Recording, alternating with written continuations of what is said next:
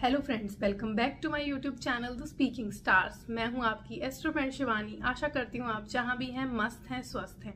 इसी आशा के साथ आज का विषय जिस पे हम बात करने वाले हैं वो है सूर्य जब कृतिका नक्षत्र में होता है और first, second and third house में होता है, यानी सन कृतिका नक्षत्र में रह के, जो कि अपना ही उनका सन वहाँ का लॉर्ड है, उसके प्लैनेट जो है वो सन है, तो वहां पे जब होता है तो first, second and third house में रह के उसका क्या प्रभाव पड़ता है आपके ऊपर, ये जानने वाले हैं। इससे पहले मैंने सन इन अश्विनी नक्षत्र पे सारे हाउसेस में बात की है, सन भरणी नक्षत्र में सारे हाउसेस से बात की। अगर आपने नहीं देखा है तो आप देख सकते हैं, नीचे डिस्क्रिप्शन बॉक्स में आपको लिस्ट दिख जाएगी, उसमें आपको वीडियोस मिल जाएंगी, तो आप उसमें आप देख सकते हैं।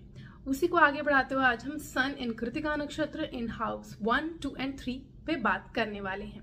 उससे पहले जल्दी से मेरे चैनल को सब्सक्राइब कर दीजिए। आप लाइक, शेयर और कमेंट भी कर सकते हैं। पर्सनली कुंडली रीड करवानी है तो दिए गए नंबर पर आप संपर्क कर सकते हैं। तो चलिए दोस्तों, शुरू करते हैं आज के वीडियो के साथ। कृतिका नक्षत्र जिसका एक सिंबल है स्वॉर्ड, यानी कि एक कटार की तरह वो काम करता है, और इसका जो प्लैनेट है वो है सन। तो जो कृतिका नक्षत्र वाले लोग होते हैं वो बहुत आउटस्पोकन होते हैं, बहुत ज़्यादा सरल स्वभाव के होते हैं, लेकिन चीज़ों को जो है वो स्ट्रेट फॉरवर्ड रखते हैं।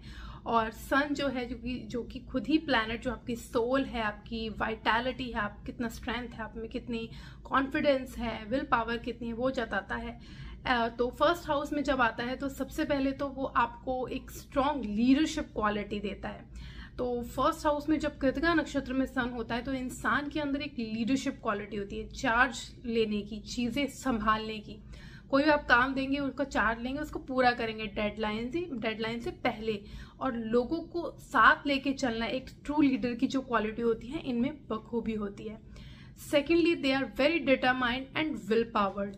इनके अंदर डिटर्मिनेशन बहुत होती है। आप देखेंगे कोई भी ऑब्स्टैकल अगर इनकी लाइफ में आता है, कोई भी हर्डल्स ये फेस करते हैं, तो उससे ये हारते नहीं है, थकते नहीं है। They have the stamina, they have that aura और वाइटैलिटी, जिससे कि ये ओवरकम कर लेते हैं ऑब्स्टैकल्स को।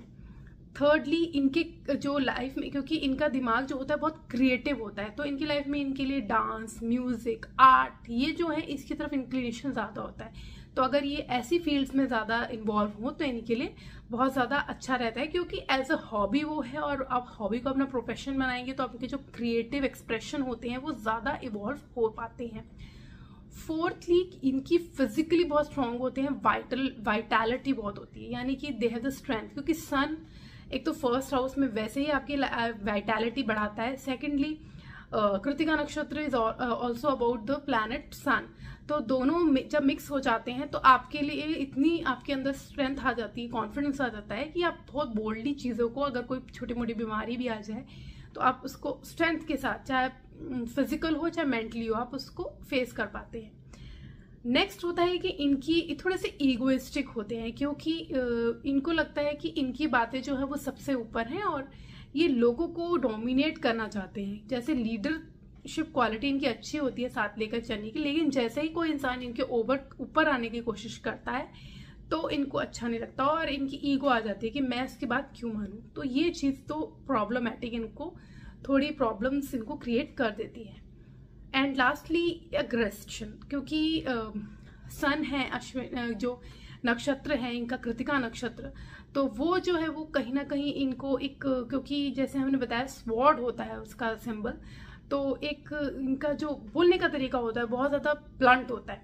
तो दूसरा इंसान को ऐसा लगता है कि ये बहुत ज़्यादा हार्श वर्ड यूज़ कर रहे हैं, जल्दी गुस्से में आ जाते हैं, तो ये थोड़ी सी इनकी प्रॉब्लम्स भी होती हैं।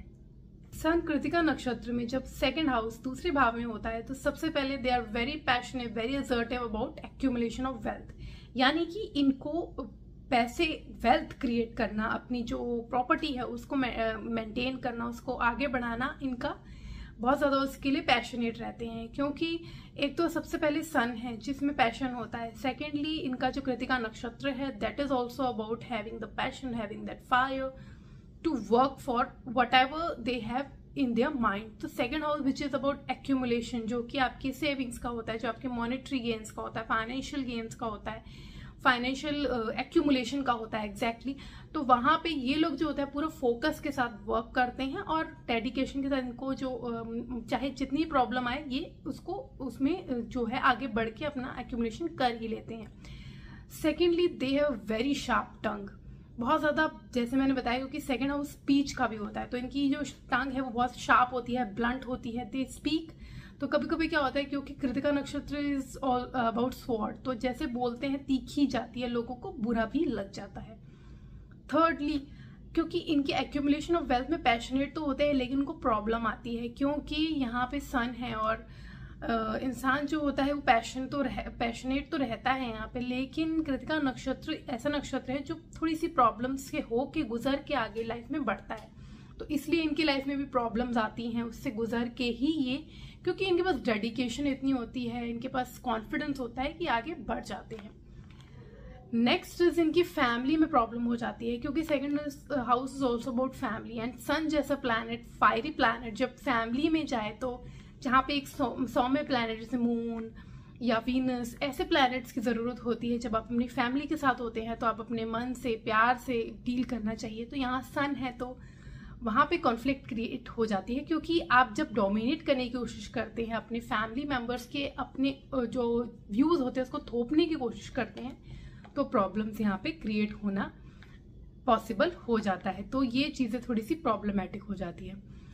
Then they have strong sense of individuality and self confidence, यानी इंडिविजुअलिटी, अपने आप को रखना, अपनी जो इंडिविजुअल जो इनका मतलब कहते हैं कि अपनी जो पहचान बनाना इनको अच्छे से आता होता है क्योंकि यहाँ पे ये चाहते होते हैं इनको फाइनेंशियल गेन हो, एक्यूमुलेशन हो, तो उसके लिए ये कोई ना कोई रास्ता ऐसा लगाते हैं जो इनको अलग बनाए, भीड़ से अलग बनाए, और ताकि ये जो है वो अलग तरीके से ही आगे बढ़ के जो लोगों से अलग तरीके से पैसे जो है वो एक्यूमुलेट कर पाए।